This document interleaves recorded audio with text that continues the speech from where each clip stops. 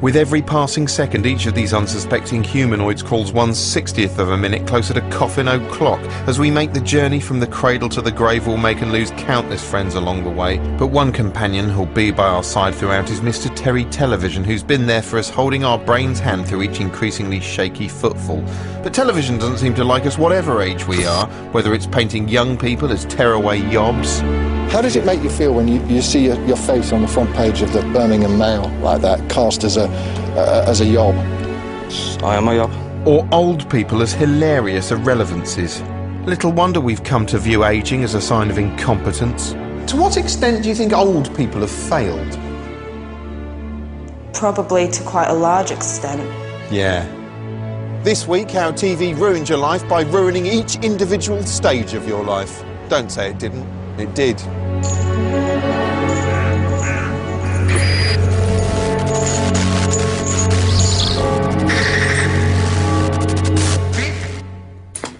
This is the top-secret research facility where TV executives, marketing experts and psychopaths attempt to discover what makes the different age groups tick.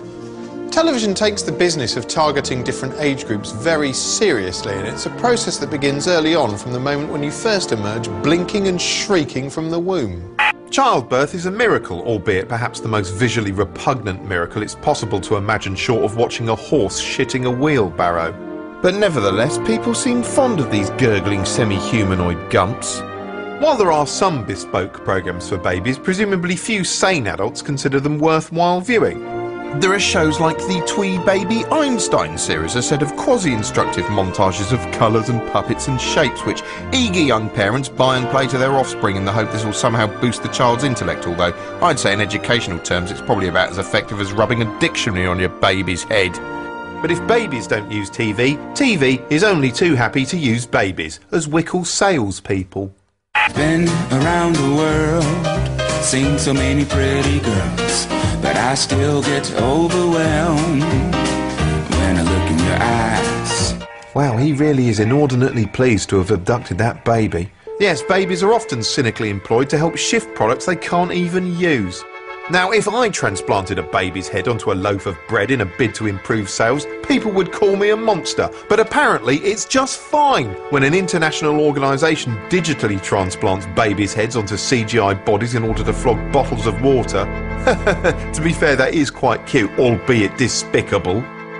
As babies get older and even more bothersome, they mutate into children who are well catered for by television, with thousands of entertainment vehicles at their disposal. They're also used in adverts as visual shorthand for innocence and heritage. It's at this point TV starts sorting the flesh blobs into easily manageable categories, boys and girls. So boys are assailed by short sales pitches promoting mindless, devious violence. Hi, partner, read! Here's how the quick shooter hat works. Just press this secret button right here, and a replica of an authentic Western pistol pops out and fires. And extended sales pitches full of fantasy monsters and fighting and lasers and explosions, while girls are bombarded with eerie adverts for nightmarish dolls. Look who's come to your house to stay. A pal you can play with all day long. She's Patty Playpal, a big doll, big as a 3-year-old, and Patty's real as life. And adverts which should help fuel that future image neurosis. Beautiful Chrissy has beautiful hair that grows. He has beautiful hair. She has beautiful eyes. She has beautiful clothes. And the moment they mature to tweenhood, hideous propaganda films about Miley Cyrus. The pioneering queen of tween role models is Hannah Montana, a wisecracking, warbling smartass played by Miley Cyrus, who's perhaps the only convincing argument I've ever seen for China's unofficial policy of discarding female infants at birth. Hannah Montana features a colour palette so garish watching it feels like being stabbed in the eye with a sharpened lollipop, and a cast who seem to communicate exclusively via irritating sounds. Say what? And that's all fresh. I suppose that counts as naturalistic dialogue if you grew up in Little Yelping on the Shriek. Despite looking young enough to have gnawed through her own umbilical cord shortly before each scene, Hannah herself leads a surprisingly adult life, especially with boys, with whom she has a chaste but surprisingly confusing relationship. I'm gonna tell you something that I've never told anyone before. Please don't have a hairy back. Please don't have a hairy back. Usually if a 13-year-old's worried her lover might have a hairy back, it's because she's been trafficked. After tweens come teenagers. Teenagers are by their very nature a sulky, arrogant group consisting of nothing but grease, pus, hormones, hair gel and obstinance, whose chief role in society is to scoff at absolutely everyone else. There used to be so few programmes aimed at teens that merely spotting one on screen was a novelty. When they did appear, they were routinely portrayed as confused, alienated loners with silly dress sense. Teddy boys, I don't like them at all. I was going to the chemist the other day for medicine for my children. It was rather a deserted street and there was about 6 of them coming along and they thought they'd have a go at me. But I singled out the ringleader and I give him a real good punching on the nose. Oh, well, let's hope you beat some civility into him. Either that or they were irredeemable tearaway yobbo gangs terrorising the good people of Britain and their cats. What sort of things do you do? Killing cats. Crouching Juror, knocking mopeds. Knocking poos at the pavilion. Getting chased. Killing cats. Like, blokes getting chased a lot by blokes and all that. Killing cats. Just for a laugh. By the late 1970s, teenagers were so hopelessly out of control, desperate measures were called for in the shape of the BBC's Community Programmes Unit. The Community Programmes Unit had had a brainwave. Why not give teenagers aged between 16 and 20 a 45-minute show of their very own and let them decide the content? It couldn't possibly fail, unless it inevitably did. Hello, this is Something Else from Manchester, and for anyone who doesn't know just what they're in for, I'd better explain. Something Else was a painfully right-on affair from the very beginning, awkwardly mixing live punk performances with stilted political debate.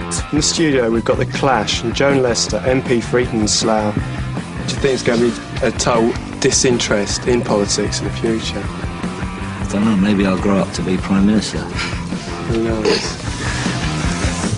There were also embarrassing folk songs from shy, earnest types.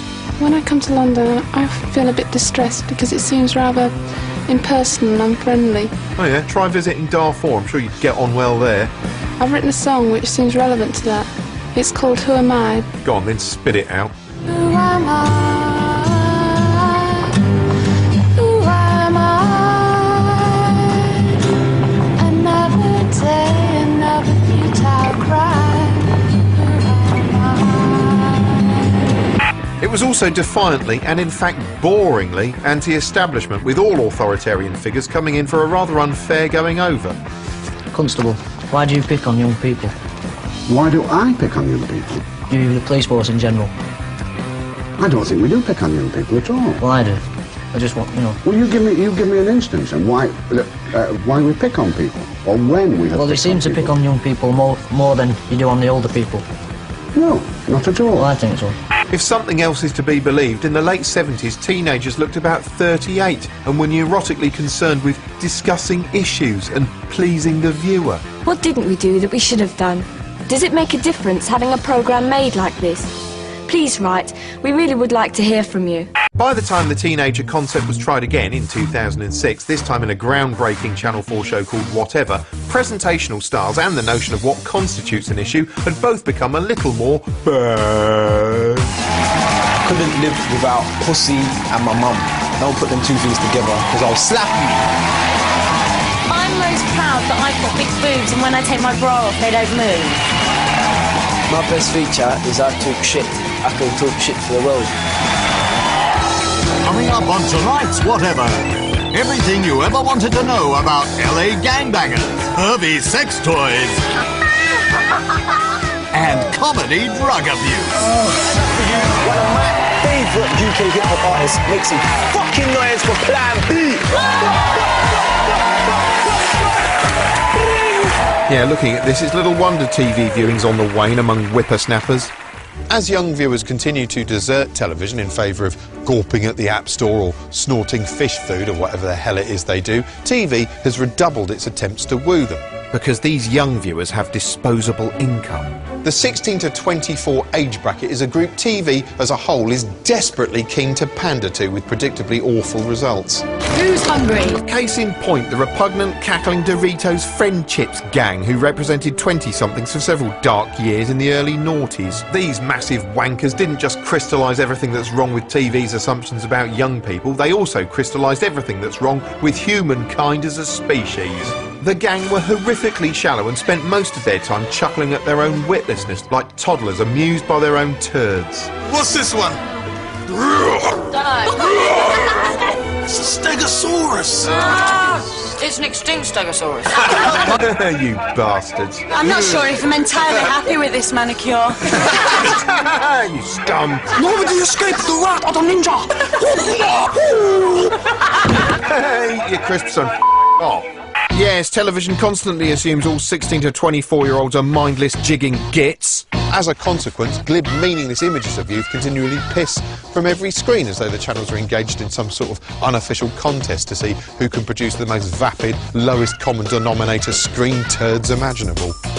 It's like they've got no idea. Any old shit'll do, whether it's banal footage of Peter Andre roving the earth like a backward half-emu carrot man, or a turgid exploration of the latest celebrity Aunt Sally's, or a gaudy reality show about overconfident smiling young bucks, or a terrible sex-obsessed sitcom starring a cast at least 10 years older than the characters they're playing.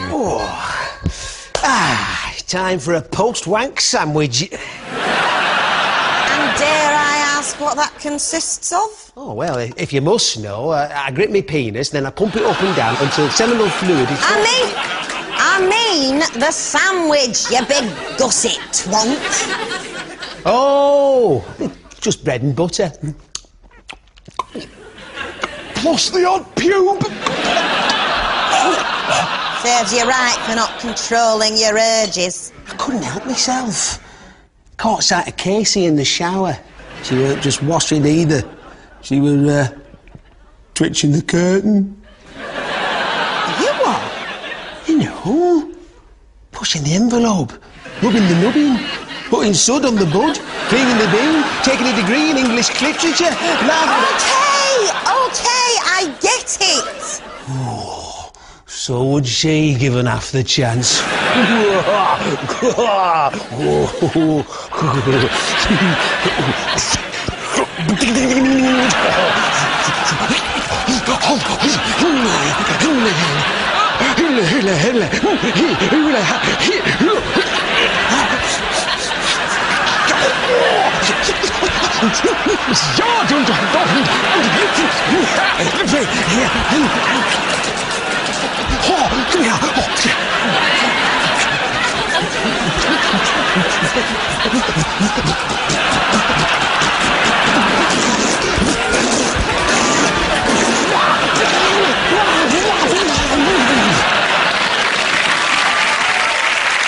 As you pass into your 30s, you're supposed to finally start feeling like you're an adult. In fact, the only insight you'll probably get is a sudden realisation that all the adults who went before you didn't have a clue what they were doing at this age either. It's an age at which people often start spawning offspring and spending their evenings trapped indoors with the TV, which is probably why TV assumes you'll be interested in programmes all about being indoors, such as hypnotic aspirational property shows like Grand Designs, or programmes that make the outside world look off-puttingly dangerous.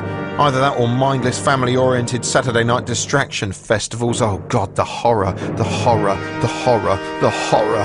Yes, I've always had an innate horror of becoming a dad, largely and irrationally based on the portrayal of dads on TV. Hello? Hi, Dad!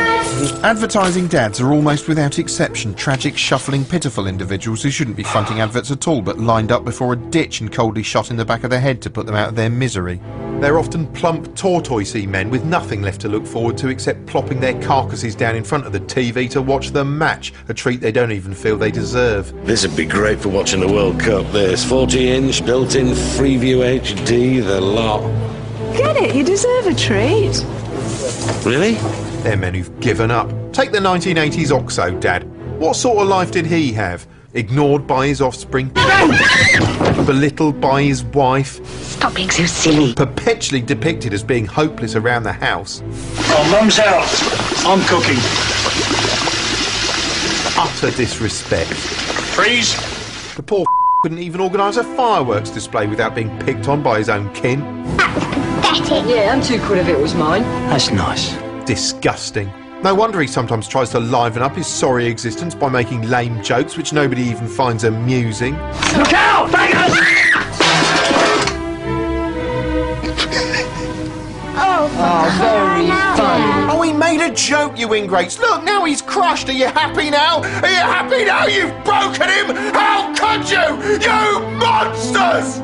Little wonder some ad dads seem to lose their minds completely and regress to childhood. With nuts and raisins.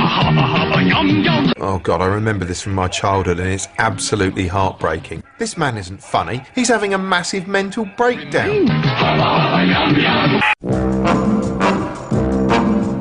Once upon a time, everyone on TV was middle-aged, and if they weren't, they at least looked like they were actively moving towards middle age.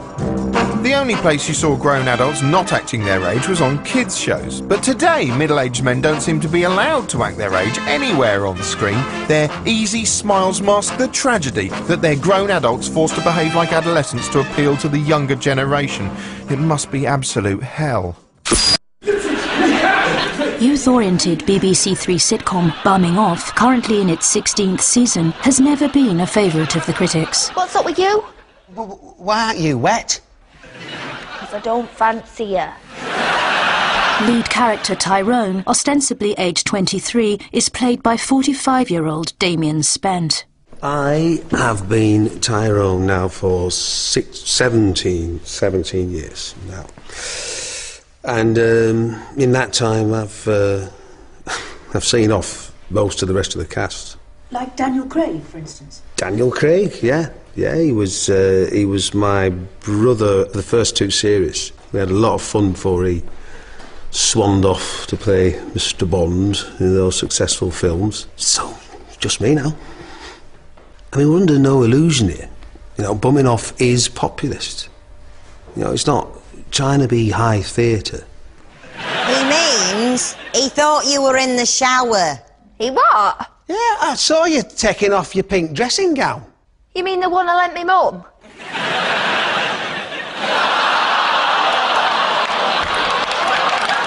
How long would you like to stay in the role? Now, I imagine I'll be here till they carry me out of a little wooden box. Or until the series is cancelled and, you know, quietly end things on my own in my dressing room. Just say the word. Any time. I mean it. Any time at all. Back in ye day, most TV shows were designed for an audience of adults, different ages and haircuts, admittedly, but adults nonetheless. Barry, Sylvia, Christopher, Louis, Ray, Cheryl, Bob, Linda are all here to play Larry Grayson's Generation Game. The family unit that the big entertainment shows were aimed at revolved around the wants and needs of the parents, not the kids. You have 1 minute, 15 seconds to fill a camel, starting now. That's it, force it in. But by the late 80s, those kids had grown up to be young TV producers themselves, and the result was whizzy info-packed shows like Network 7, which prided themselves on being cutting-edge and full of young faces. This, in turn, begat the Love It or Hate It weekly cringe fest, which was The Word, which set the template of almost every youth show to follow. Outrage, idiocy, smut, idiocy, humiliation and idiocy. As cable and satellite TV flowered during the 90s, fusty old variety club faces began to be replaced by a new wave of less trad presenters who dressed and behaved like irreverent younger folk and who appeared to take absolutely nothing seriously. Before long, everyone was being flip and cool while the old dinosaurs were being mocked in cruelly observed comedies. Aha! But it wasn't just presenters who were getting younger. Not so long ago, when our minds were less dominated by image, politicians were allowed, nay, expected, to resemble the human equivalent of a dusty old ledger. But as politicians' screen presence became increasingly important, they started feeling the pressure to look young too, until by 1997 even the establishment itself seemed to have been replaced by a younger, brighter, grinnier, more relaxed model. Zip forward to today and all our major political figures look like bland air freshener salesmen or nice neighbours from a shit soap opera. Even Hollywood stars who are selfishly beautiful to begin with feel the pressure, surgically transforming themselves into nightmarish, simplified facsimiles of human beings which wouldn't look out of place in a third-rate Scarborough Waxworks museum. I mean, Faye Dunaway now looks like Faye Dunaway as described by a lunatic. And Mickey Rourke, well, you could use a photo of Mickey Rourke to scare a child away from a plate of cookies. Having helped to establish youth as the ultimate desire, TV's only too happy to exploit your desperate attempts to cling on to it. Commercial breaks are awash with pitches for anti-aging products with stupid names. Introducing a new reversalist. I mean, look at that, a new reversalist. It's a bit like calling it Time Denialist or Canuto Cream. These are disturbing mini-movies presenting a shimmering vision of a potentially youthier you rendered possible by dubious-sounding miracle science. When they analyzed my face at the Pons Institute, it showed that my fine lines and age spots disappeared. It's okay to be 40, just as long as you look 30. And apparently it's okay to look 30 if you sound about 9. There's no age you're allowed to let yourself go anymore. No, the cosmetics industry will remorselessly chase you past the menopause and towards the coffin. I'm 68, and Age Re-Perfect Pro Calcium is the future of my skin and yours. God, 68 and still smearing cosmetic paint on your canvas. What next? Skeleton polishing cream? Little wonder TV devotes much of its schedule to making older people look younger. Perhaps never more overtly than in Channel 4's long-running 10 Years Younger, a devastatingly mean makeover show in which a punter is stripped almost naked and paraded in front of the public who attempt to guess how close to the grave she is. Of course, anyone who isn't devastatingly attractive is a non-person in telly terms, which is probably why they discuss her as if they're trying to guess the age of a rusting fixture on the side of a pier. I think she's about 52 because she's quite wrinkly and her body's quite saggy. I'd say she's 54. She looks a little bit flabby. I'd say she's about 49. She looks really wrinkly and her stomach's all horrible, so she probably had a few kids as well. The average score of these worms is then totted up, and this notional number is gleefully recounted to the victim, I mean participant. The results of their poll put you at an average age of 55. Okay. Oh, well, look on the bright side. At least you're not so old your tear ducts have shriveled up. Luckily, help is at hand in the form of a creepy panel of experts who are more than happy to give her a full physical makeover in exchange for little more than a fee and nationwide television exposure. First, she meets a lovely surgeon with the bedside manner of a detached upholsterer. She has quite a bit of excess here at the back, so what we'll do is we'll lift the skin and take away some of that and create a better fold in the buffer. Then she meets a lovely dentist. If you give me a big white one, Heather, I mean, yeah, you can tell straight away. Teeth are really badly discoloured. Try to keep that smile up, yeah. Then she gets sliced apart on camera, sewn back up, has her gnashes zhuzhed. So they look fantastic. Yeah, this doesn't look like my teeth. That's because it's not your teeth. Then she's restyled, trimmed and oranged until finally TV considers her acceptable. At which point the show drags her back out to the beach for more people to say how old she is. I'd say about 40. 40, and what makes you say that? That's reasonably fit, isn't it? Note that during this bit they get them to guess her age face to face rather than standing in another time zone like they were earlier. Yes, all it takes to win public acceptance is a 3-month programme of intensive surgery and dentistry. Oh, and a swimsuit high enough to cover those surgical scars. Still, no matter how hard you try, you can't outrun the ageing process forever. Once people pass a certain age, they're only allowed on TV if they're being patronised and treated as pets. Isn't that right, dear?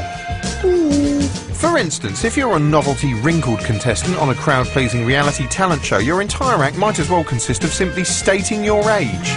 And the bigger the number, the more cheers you generate. Do you mind me asking how old you are? 74. Wow. Good try. If you don't mind me asking, Janie, how old are you? 80. 80. Pretty impressive. William, if you don't mind me asking, how old are you? I'm 82. Now that's what I call ageing.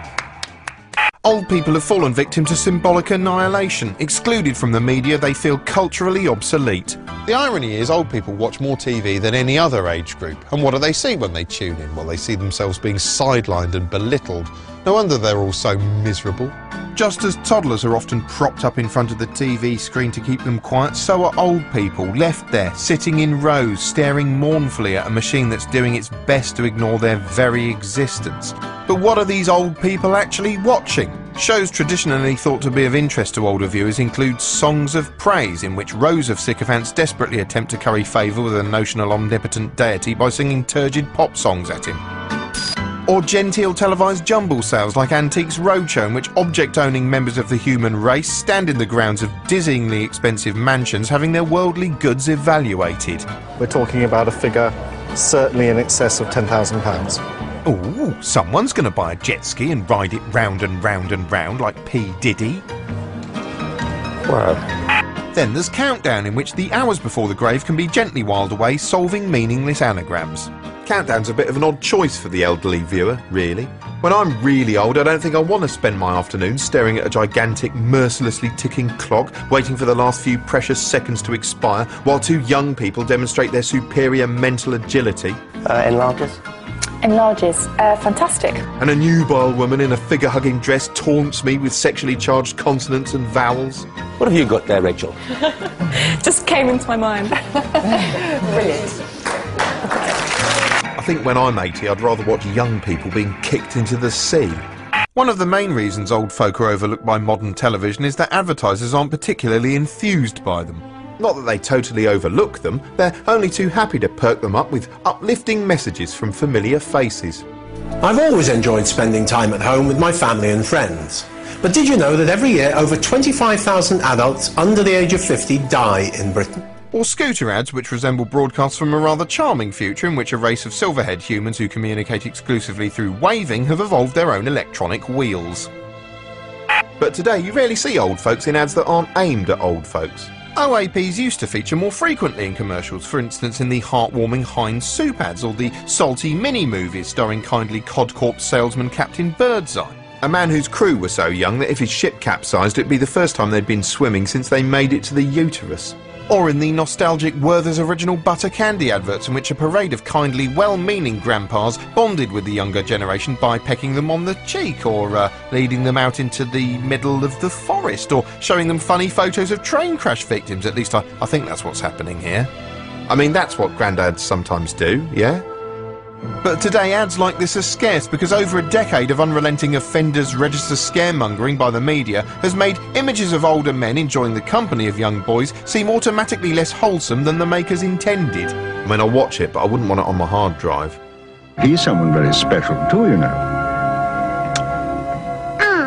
In summary then, TV has never quite got you. When you're a kiddywink, it's just a meaningless light source. When you're young, it either demonises or patronises you. When you're in your middle years, it makes you feel too old by ruthlessly highlighting your flaws. When you're older than that, it wipes you off screen altogether and leaves you feeling socially irrelevant. And when you're really old, it sneaks into your room in the dead of night, holds a pillow over your face and quite literally murders you with invisible electric hands. What a monster! I liked the echo. Yeah.